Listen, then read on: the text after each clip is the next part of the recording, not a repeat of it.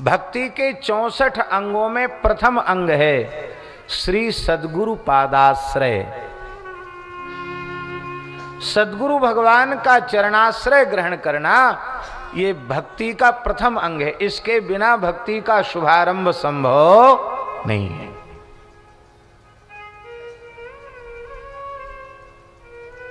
वो सद्गुरु भगवान ही कृपा पूर्वक शिष्य के हृदय रूपी खेत में भगवान नाम सुना करके मंत्र दीक्षा के माध्यम से श्री सद्गुरु भगवान शिष्य के हृदय रूपी क्षेत्र में मंत्र रूपी भक्ति बीज का वपन करते हैं, बीज को बोते हैं।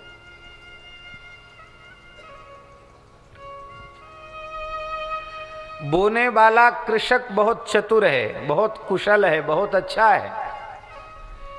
बीज भी बहुत उन्नत कोटि का है,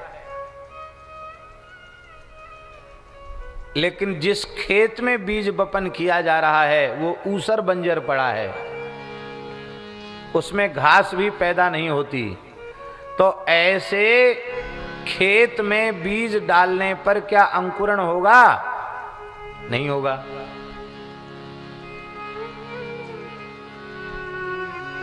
अथवा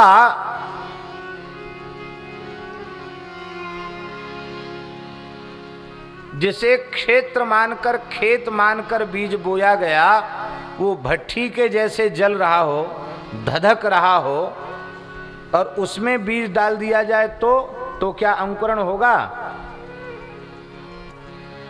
भर्जिता क्वथिता धानाः प्रायो बीजाय निश्चिते। भर्जिता धानाः क्वथिता धानाश्च प्रायः बीजाय निश्चिते।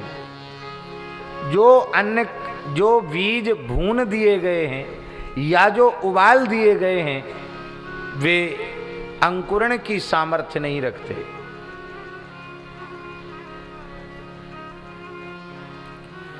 कहने का तात्पर्य यह है कि सद्गुरु पादाश्रय ग्रहण पूर्वक धैर्य धारण करते हुए अपने हृदय रूपी खेत की तैयारी का अवसर प्रत्येक साधक को देना चाहिए।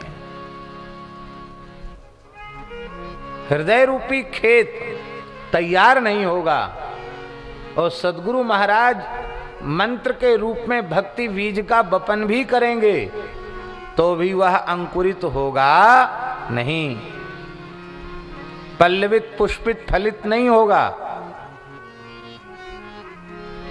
इसीलिए श्रीमद् भागवत के 11वें स्कंध में जहां निमि और नवयोगीश्वर संवाद का वर्णन है वहां यह बात स्पष्ट लिखी है कि गुरु पादाश्रय ग्रहण पूर्वक उनके चरणों में दीर्घ काल तक निवास करके भागवत धर्म की शिक्षा पहले प्राप्त करें।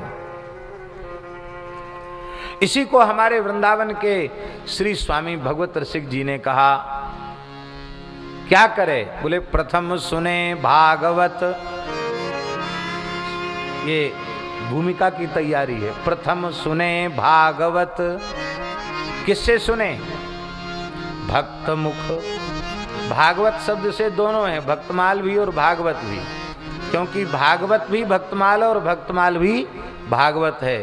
अरे भक्त को ही तो भागवत कहते हैं। भक्तों की प्रधानता भागवत में है और भक्तों की प्रधानता भक्तमाल में है। भाषा का अंतर है। हिंदी का भक्तमाल नाभाजी का भक्तमाल है और संस्कृत का भक्तमाल श्री व्यासीकृत भक्तमाल श्रीमद् भागवत महापुराण है। इतना ही अंतर समझ लीजिए। तो किसी भक्त की वाणी से पहले श्रीमद् भागवत का भक्तमाल का श्रवण करे। प्रथम सुने भागवत भक्त मुख भगवद वाणी। द्वितीय आराधे भक्ति व्यास नव भांति बखानी। दूसरा सोपान है नवधा भक्ति का अनुष्ठान करे। इसके बाद है तृतीय करे गुरु समुझी। दक्ष सर्वज्ञ रसीलो। फिर दक्ष सर्वज्ञ रसिक सदगुरु की शरणागति विधिवत ग्रहण करे, उनसे विधिवत मंत्र दीक्षा पंच संस्कार आदि प्राप्त करे। तृतीय करे गुरु समुझी। स्वामी जी गुरु समुझी, गुरु समुझी नहीं, शिष्य में इतनी सामर्थ्य कहाँ है जो वो सद्यः सहसा गुरु तत्व को समझ सके, ऐसी पात्रता उसमें कहाँ है। दास को तो ऐसा प्रतीत होता है कि जब तक भगवान का अपरोक्षानुभव नहीं होता तब तक संत सदगुरु की महिमा समझ में नहीं आती। ये समझ में ही तब आएगी जब भगवत साक्षात्कार होगा, तब ये पता चलेगा कि उन संत सदगुरु ने कृपा करके हमें भगवत शरणागति प्रदान न की होती, मंत्रोपदेश न किया होता तो आज इस जीवन का चरम लाभ हमें न मिला होता। और हम और खुल करके यदि बोलें तो भगवत प्राप्ति के क्षण में ये लगता है कि अरे हम तो धोखे में थे कि प्राप्ति में विलंब है। सच्ची बात तो यह है कि ये हमारे आराध्य इष्ट ठाकुर प्राण प्यारे सदगुरु का आकार लेकर तो हमें पहले ही प्राप्त हो चुके थे, तो जिनको हमने अपने जीवन में सबसे पहले पाया आज उन्हीं को अंतिम में भी उन्हीं को प्राप्त कर रहे हैं। क्योंकि श्री हरि और श्री गुरु दो नहीं हैं, एक ही हैं। आचार्यम माम बिजानीयात्, हमारी वाणी नहीं है, साक्षात भगवान की वाणी है। भगवान कह रहे हैं आचार्यम माम बिजानीयात्, आचार्य को सदगुरु को मेरा ही स्वरूप समझो। माम इव बिजानीयात् नहीं, मेरी तरह समझो ऐसा नहीं। माम एव आचार्यम बिजानीयात्, मुझे ही आचार्य रूप में अनुभव करो। मैं ही आचार्य रूप में प्रकट हुआ हूं, गुरु रूप में प्रकट हुआ हूं। किसी भी अवस्था में उनकी अवमानना मत करो। नाव मन्नेत करहि चित,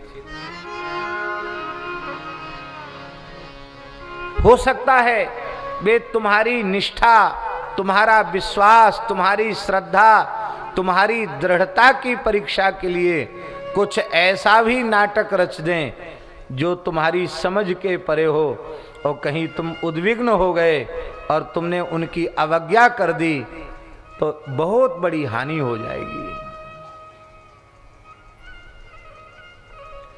इसलिए नाव मन्नेत करहि चित, अनुकूल से अनुकूल, प्रतिकूल से प्रतिकूल व्यवहार भी हो जाए तो भी उनकी अवमानना नहीं करना। बोले क्या करें, अवमानना तो हो जाती है। बोले क्यों होती है? उसका कारण यह है कि तुमने गुरु तत्व को मनुष्य रूप में स्वीकार कर रखा है। न मर्त्य बुद्ध्या सूयेत, जब तक गुरु तत्व के प्रति साधारण मरण धर्मा मनुष्य की बुद्धि बनी हुई है तब तक दोष दिखाई पड़ेंगे। इसलिए सदगुरु में दोष न दिखें, इसका एक ही साधन है, गुरुरेव हरि और हरिरेव गुरु, ये स्वीकार कर ले। न मर्त्य बुद्ध्या सूयेत सर्वदेव मयो गुरु। तब गुरु जी को समझना चेले के लिए कठिन है। तब भगवत ऋषि जी के कहने का आशय कह तृतीय करे गुरु समुझी। गुरु समुझी नहीं, अपने को समझ के तब गुरु जी की शरण ग्रहण करे। समुझी, ये समुझी पद का अन्वय गुरु जी के साथ नहीं है, शिष्य के साथ है। वो अपने को समझकर आश्रय ले। अपने को समझना क्या है? अपने को समझना ये है कि जिनके चरणों में हम आत्मनिवेदन कर रहे हैं, संपूर्ण समर्पण कर रहे हैं, उनकी आज्ञा को सर्वोपरि मान करके आजन्म उसका निर्वाह कर सकेंगे कि नहीं, ऐसा अपने भीतर पहले पक्का कर लो, तब शरण ग्रहण करो, फिर बात बन जाएगी। हमारे ब्रज के महान सिद्ध संत पूज्य पंडित श्री गया प्रसाद जी महाराज, उनका वचन है, पंडित जी महाराज का वाक्य है कि यदि जीव याई जन्म में अपनो कल्याण चाहे तो श्री सदगुरु भगवान के हाथन में अपने आप को बेच दे। पंडित जी का वचन है। सद्गुरु भगवान के हाथों में अपने को बेच दो, माने अपना स्वतंत्र अस्तित्व सर्वथा मिटा दो, बस इसी जन्म में कल्याण हो जाएगा। इसलिए तृतीय करे गुरु समुझी, अपनी निष्ठा, अपनी श्रद्धा, अपने विश्वास, हम उनकी आज्ञा पालन कर सकेंगे कि नहीं, ये सब बातें ठीक से समझ करके तब सद्गुरु आश्रय ग्रहण करो।